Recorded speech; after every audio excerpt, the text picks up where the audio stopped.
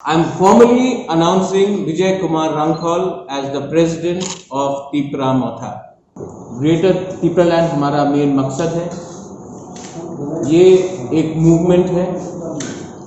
इस मूवमेंट में कोई व्यक्ति बड़ा नहीं है।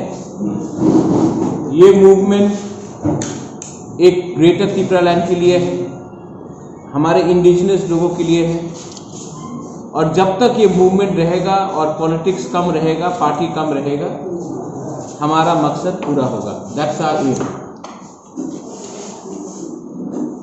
फ्रॉम डे वन मैंने थानसा यूनिटी, एकता के बारे में बात किया है। मैंने कहा है पुइला जाति उलो पार्टी या पुइला जाति उलोगो जाति, मतलब कि पार्टी को आप पीछे रखिए और लोगों का इंटरेस्ट आप सामने रखिए।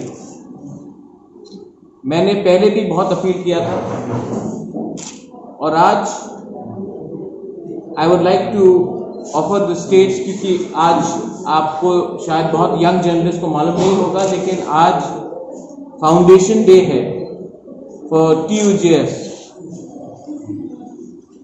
और आज on this historical day which is the foundation day of TUJS, मैं चाहता हूं कि विजय बाबू, विजय रांखल जी, जगदीश देवर्मा, शिवचरण, हमारे उमाशंकर, हमारे सीनियर लीडर्स यहाँ में हैं, INCT से जो भी हैं, उनको एक फॉर्मल अनाउंसमेंट करना है।